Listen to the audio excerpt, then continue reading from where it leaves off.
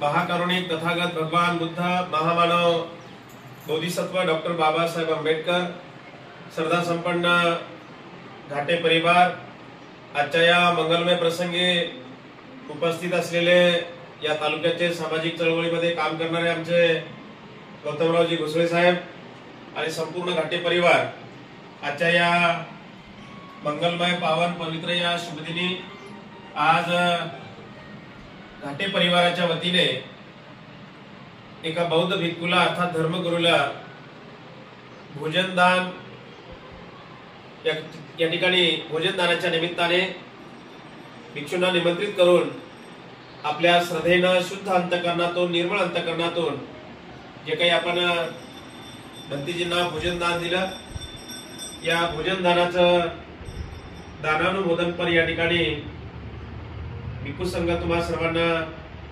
त्रिशरण पंचशील आशीर्वाद मंगलमैत्री करतील। त्या अगोदर ज्यांनी आमच्या सोबत 20 दिवस धम्मसहलीमध्ये ज्यांनी सहभाग नोंदवला अशा आमच्या बौद्ध उपासिका द्वारकाबाई घाटे या आईंना मी या ठिकाणी प्रथमतः सूचना करतो की आपण समोर स्टेजवरती येऊन महाकरुणिक तथागत भगवान बुद्ध, बोधिसत्व डॉक्टर बाबासाहेब आंबेडकर यांच्या प्रतिमेचं या ठिकाणी पुष्प धूप दीपाने पूजन करावं। द्वारकाबाई घाटे समोर या एक सुट्टे फुलं घ्यायचे, दोन्ही हाताने बुद्धाला ठेवा, बाबासाहेबांना ठेवा आणि मग दर्शन करा 3 दिवस।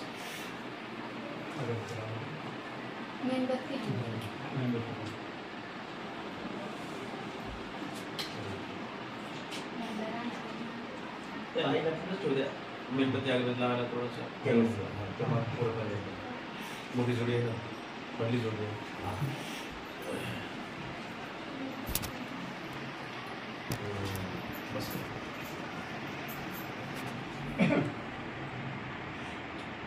त्याचप्रमाणे ज्यांच्यामुळं आपल्या आईला बुद्ध दर्शन धम्मसहल करता आले,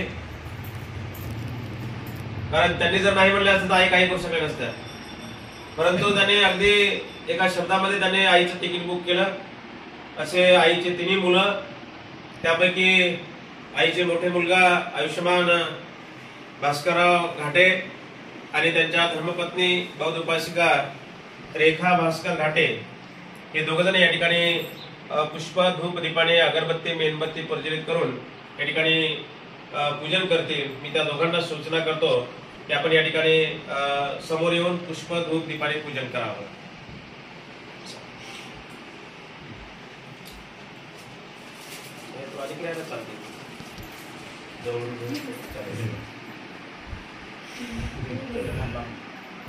ध्यान बंद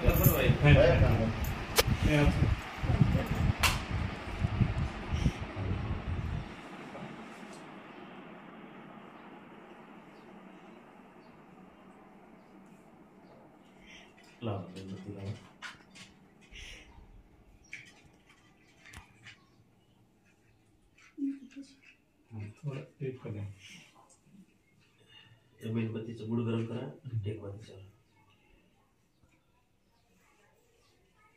ठीक आहे, हां ठीक। फुलं ठेवा भगवंताला।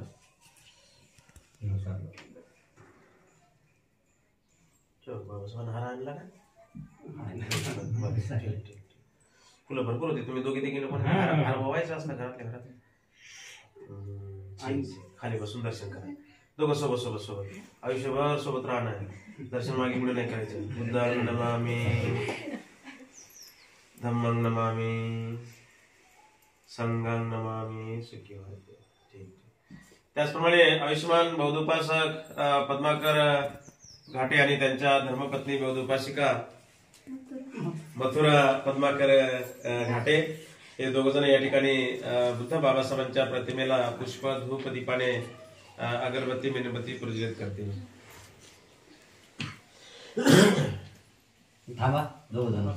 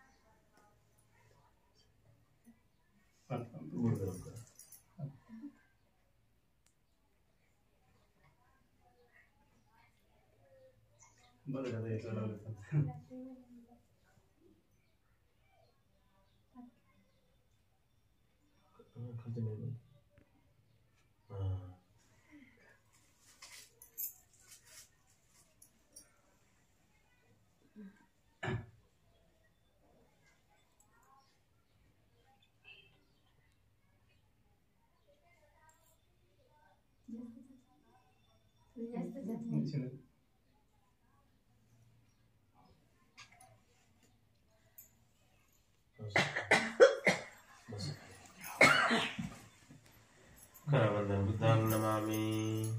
गुडघे टाकायचे, दोन्ही गुडघे टाकायचे. गुडघ्यात त्रास आहे का?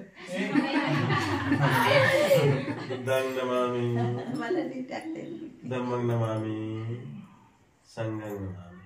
त्याचप्रमाणे आईचे तिसरे मुलगा आयुष्यमान बौद्धोपासक समाधान घाटे आणि त्यांच्या धर्मपत्नी रमा समाधान घाटे हे दोघ जण या ठिकाणी पुष्प धूप दीपाने या ठिकाणी पूजन करतील.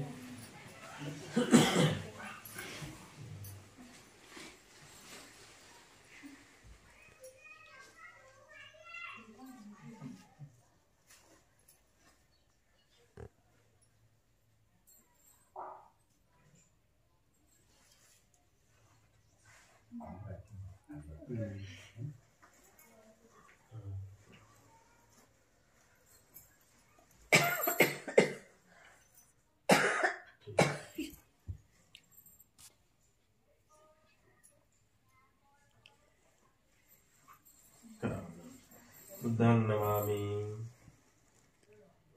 धम्मं नमामि, संघं नमामि. अशा पद्धतीने या ठिकाणी घाटे परिवाराच्या वतीने पुष्प धूप दीपाने पूजन केलेलं आहे. या कार्यक्रमासाठी खास करून भास्करराव घाटे यांच्या आग्रहाखातर या ठिकाणी आणि त्यांचे ते फार मित्रत्व आहे त्यांचं. असे आमचे तालुक्याचे चळवळीचे कार्यकर्ते आमचे गौतमरावजी घुसळे यांना सुद्धा घाटे परिवाराकडून विनंती आहे, भिक्खू संघाकडून सूचना आहे, या ठिकाणी पुष्प धूप दीपाने आपण सुद्धा या ठिकाणी स्टेजवरती पूजन करावं.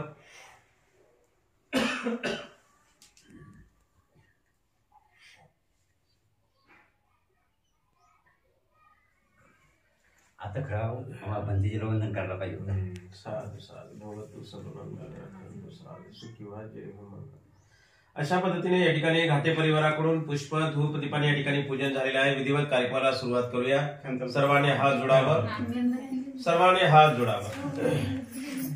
थोडा स्पीड कमी ठेव म्हणजे मेणबत्त्या विझणार नाही. असे हात जोडायचे, असे छातीशी हात जोडायचे आणि शांत चित्ताने एकाग्र चित्ताने मी म्हणतो त्याप्रमाणे आपण सर्वांनी बोलावं. अरहं सम्मा संबुद्धो भगवा बुद्धं भगवन्तं अभिवादेमि. दर्शन करा. स्वाख्यातो भगवता धम्मो धम्मं नमस्सामि. सुपटिपन्नो भगवतो सावक संघो संघं नमामि. ओकास वन्दामि भन्ते द्वारतेनं कथं साभं अपराधं भवतु मे भन्ते. द्वितीयंपि तृतीयंपि ओकास वन्दामि भन्ते द्वारतेनं कथं साभं अपराधं भवतु मे भन्ते. ओकास अहं भन्ते त्रिशरणेन सह पंचशीलं ब्रह्मं याचामि. अनुग्रहं कृत्वा शीलं देथ मे भन्ते. द्वितीयंपि तृतीयंपि अहं भन्ते त्रिशरणेन सह पंचशीलं धम्मं याचामि अनुग्रहं कृत्वा शीलं देथ मे भन्ते नमो तस्सा भगवतो अरहतो सम्मा सम्बुद्धस्सा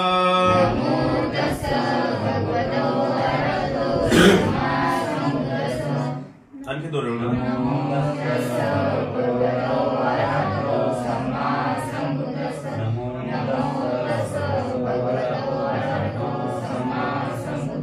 बुद्धं शरणं गच्छामि धम्मं शरणं गच्छामि संघं शरणं गच्छामि द्वितीयंपि बुद्धं शरणं गच्छामि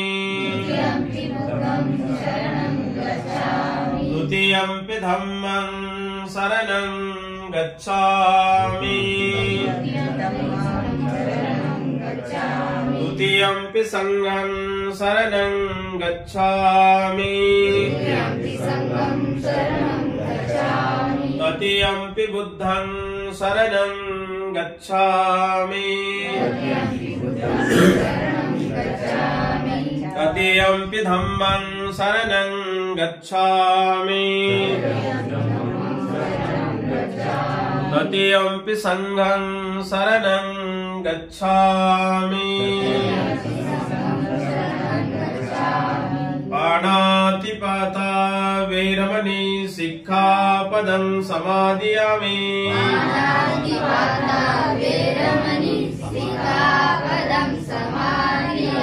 अदिन्नदाना वेरमणि सिक्खापदं समादियामि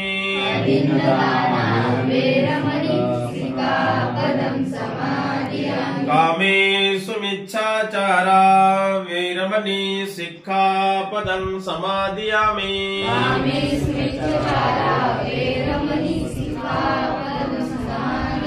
मुसावादा वेरमणि सिक्खापदं समादियामि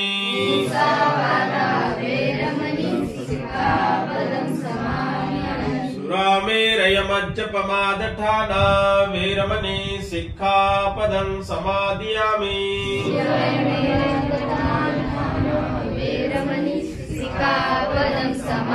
साधु साधु साधु सर्वांनी 3 वेळा वंदन करा. बुद्धं नमामि धम्मं नमामि संघं नमामि.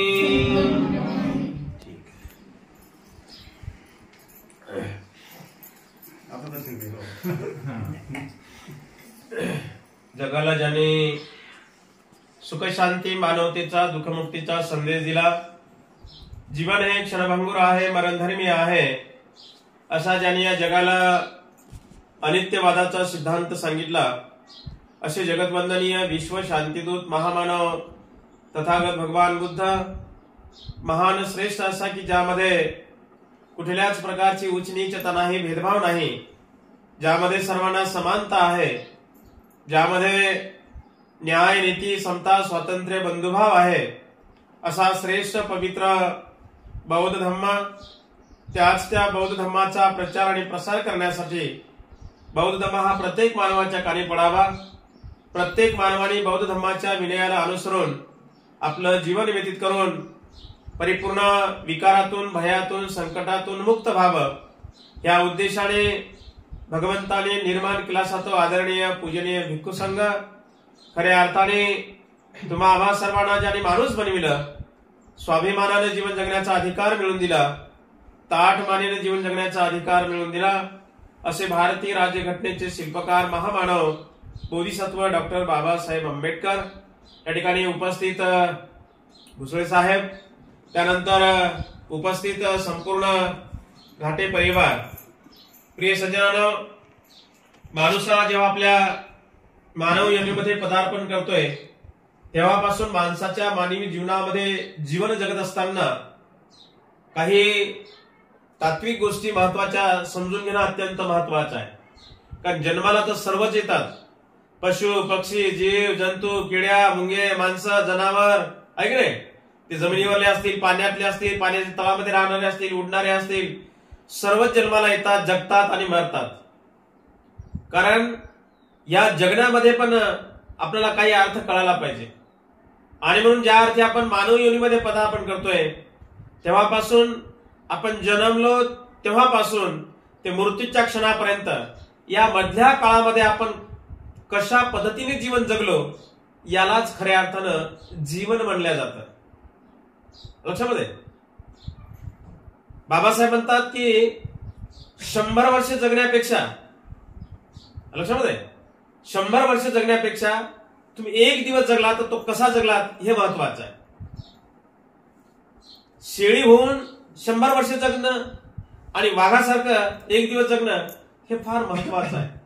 आणि म्हणून तुम्ही जीवन कशा पद्धतीने जगलात याला महत्व आहे.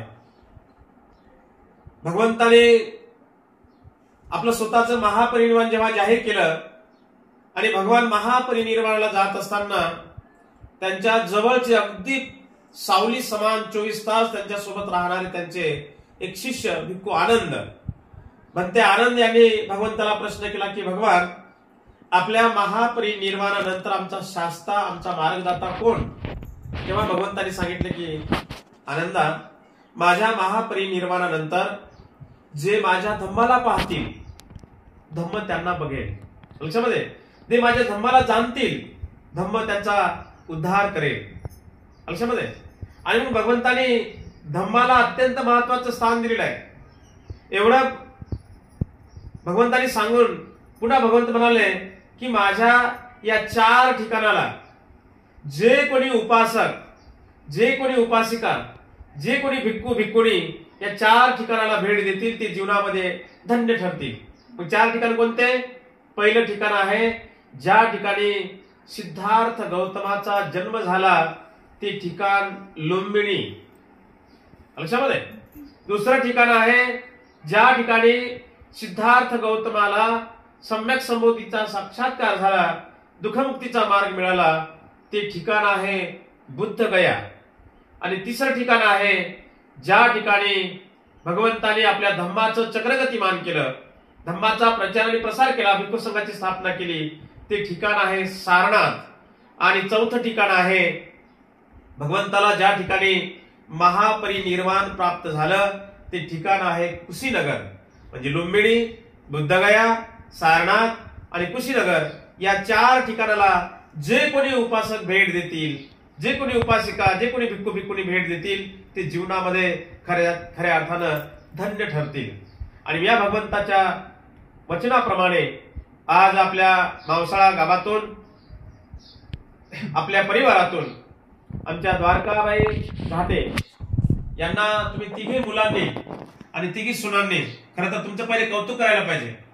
मोठी सुनबाई का म्हणली असते आपल्या नवऱ्याला की कशाला पाठवता आईला, 10-15-20 हजार रुपये कशाला खर्च करता, राहू द्या आता जर का जाऊ पाठवून, तर ते थांबलं असतं. किंवा मधली सून म्हणली असते किंवा बारकी सून म्हणली असते तर ते कार्यक्रम बिघडला असता.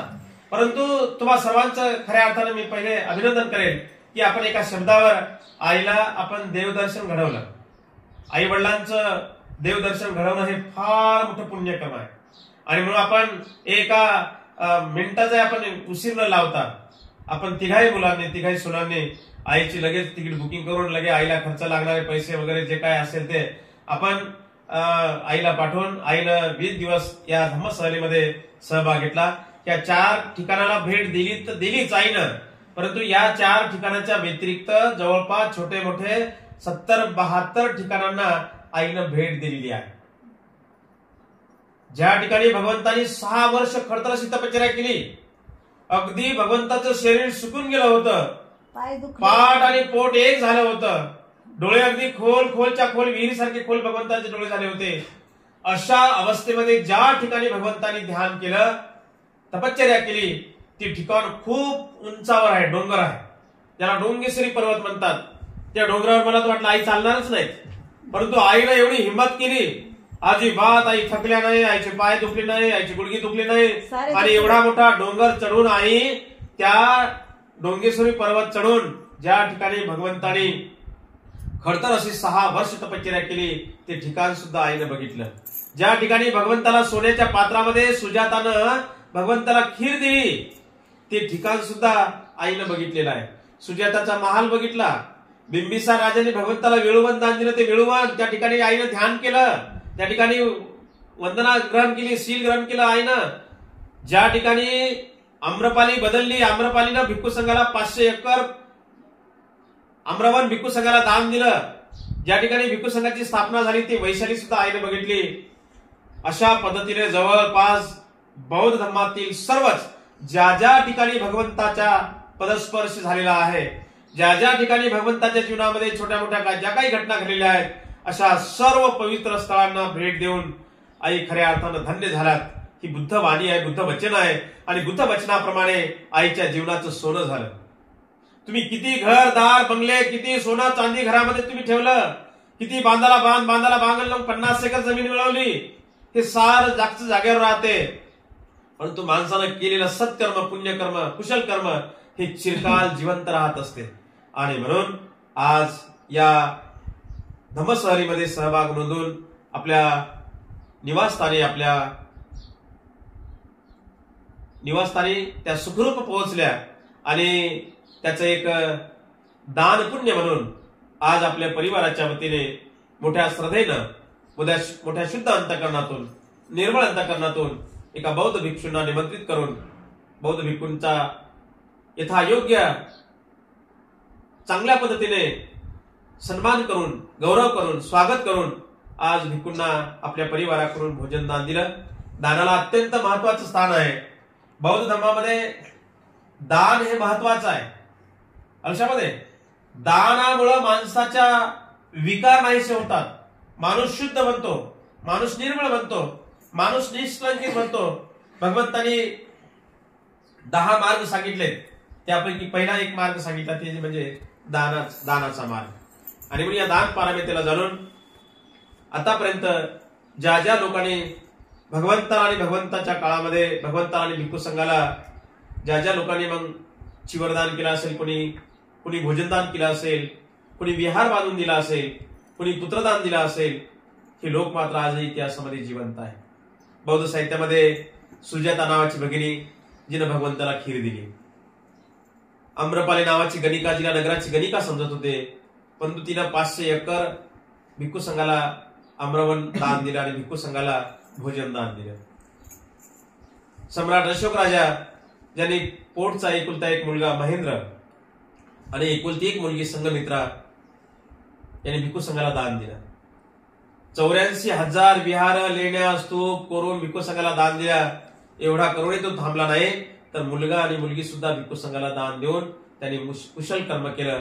आज सुजाता जिवंत नाही, आम्रपाली जिवंत नाही, सम्राट अशोक राजा जिवंत नाही, पण या लोकांनी केलेलं सत्कर्म, पुण्यकर्म आजही इतिहासामध्ये जिवंत आहे. आजपर्यंतच नाही तर पुढे हजारो करोड अब्ज वर्षानंतर सुद्धा या लोकांचं नाव इतिहासामध्ये जिवंत राहणार आहे. आणि म्हणून या दान पारमितेचं महत्व जाणून आपण आपल्या परिवाराकडून जे काही आपण भिक्खू संघाला भोजन दान दिलं, अशा पद्धतीने आपण नेहमी आणि नेहमी धम्म आचरण करत राहावं, धम्माचं पालन करत राहावं, धम्माचं काम करत राहावं, बाबासाहेबांच्या कार्याला पुढे नेण्याचं काम करत राहावं. बाबासाहेबांचे आपल्याला फार मोठे उपकार आहेत. बाबासाहेब 18 तास अभ्यास करून एका पावाच्या तुकड्यावरती अर्ध उपासी पोटी राहून बाबासाहेबांनी स्वतःच्या परिवाराचा विचार केला नाही, स्वतःच्या कुटुंबाचा विचार केला नाही. जर आपल्यासारखा जर बाबासाहेबांना थोडाफार जर स्वार्थ बघितला असता तर आज या बाबासाहेब या देशामध्ये पहिल्या नंबरला श्रीमंत राहिले असतात. परंतु बाबासाहेबांची 4 लेकरं गेले, पत्नी गेली, रमाबाई गेली, सर्व परिवार उद्ध्वस्त झाला, केवळ आणि केवळ तुमच्या आमच्यासाठी. आज जे काही आहे आपण ते फक्त आणि फक्त बाबासाहेबांची पुण्याई आहे. आपण खातो तो घास आणि घेतो तो श्वास, हे जर कुणाची पुण्याई असेल, हे फक्त आणि फक्त बाबासाहेबांची पुण्याई आहे. लक्षामध्ये आपल्या परिवारामध्ये आमच्या मधल्या भाऊला एक नोकरी आहे की नाही, ही बाबासाहेबांची पुण्याई आहे, बाबासाहेबांची देण आहे. बाबासाहेब नसते तर आपले काहीच हाल, म्हणजे काही खरं नव्हतं. बाबासाहेब नसते तर आज आम्ही या ठिकाणी बसू शकलो नसतो. बाबासाहेब नसते तर एवढा मोठा शहरातल्या बंगल्याला लाजवेल असं एवढं मोठं सुंदर घर आपण बांधू शकलो नसतो. आमच्या बघा ना, आईच्या सुना अगदी थाटामाटा चांगल्या भारी भारी साड्यामध्ये आहे की नाही, आमच्या अंगावर धड कपडा घालता येत नव्हता, आहे की नाही? ही बाबासाहेबांची पुण्य. बाबासाहेब नसते तर आमच्या आईच्या सुना आज कोणीतरी सावकाराच्या पाटलाच्या शेतावर निंदन खुरपण करायला असते, आमचे भाऊ गुरढोर हाकलायला असते, आहे की नाही? हे कुणाची पुण्य आहे? हे बाबासाहेबांची पुण्य आहे. आणि म्हणून हे बाबासाहेबांचे आपल्याला फार मोठे उपकार आहेत. आणि बाबासाहेबांच्या कार्याला हातभार लावणं, बाबासाहेबांच्या कार्याला पुढे नेण्याचं काम करणं हे आपल्या सर्वांचं कर्तव्य आहे. आजच्या मंगलमय प्रसंगी खरं तर बोलण्यासारखं खूप आहे, परंतु वेळेअभावी, कारण भोजनाची वेळ झालेली आहे, तुम्हाला जेवण करायचं आहे आणि म्हणून आपला जास्त वेळ घेता इथेच थांबतोय. सर्वांच्या प्रती मंगल कामना व्यक्त करतो. तुम्हा सर्वांच्या जीवनामध्ये सुख, शांती, समाधान, आयुष्य, आरोग्य, संपत्ती, बल प्राप्त होत राहो. तुम्हा सर्वांना दीर्घ आयुष्य लाभो. तुम्हा सर्वांच्या ज्या काही मनोकामना आहेत त्या पौर्णिमेच्या चंद्रमाप्रमाणे परिपूर्ण होत राहो अशी उदात्त मंगल कामना व्यक्त करतो. आणि माझे लाभलेले 2 शब्द या ठिकाणी समाप्त करतोय.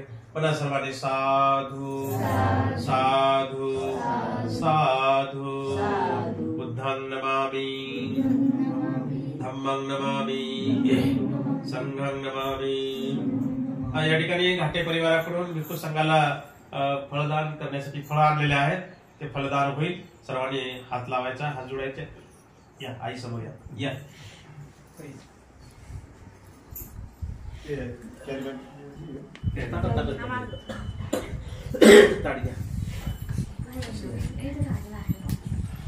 असं कसं तुम्ही इकडे या, भास्करराव जवळ या.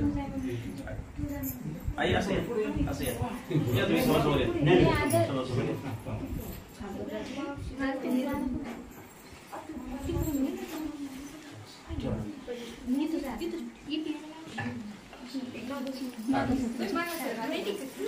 आई हात लावा.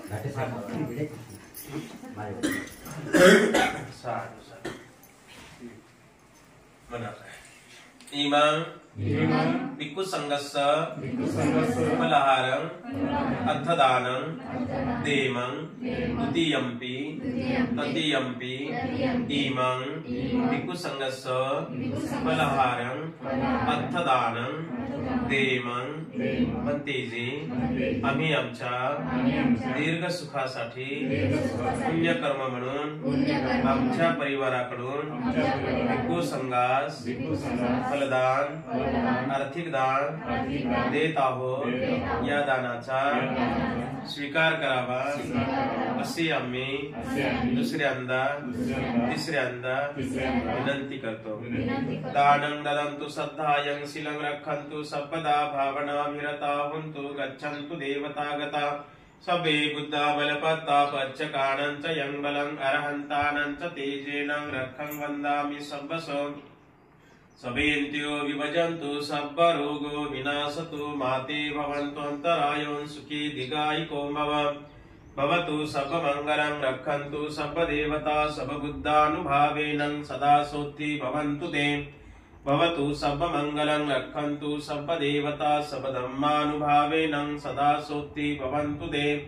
भवतु सर्वमङ्गलं रक्षन्तु सर्वदेवता सर्वसङ्घानुभावेन सदा सोत्थि भवन्तु ते. बोला साधु साधु साधु. वंदन करा. बुद्धं नमामि, धम्मं नमामि, संघं नमामि.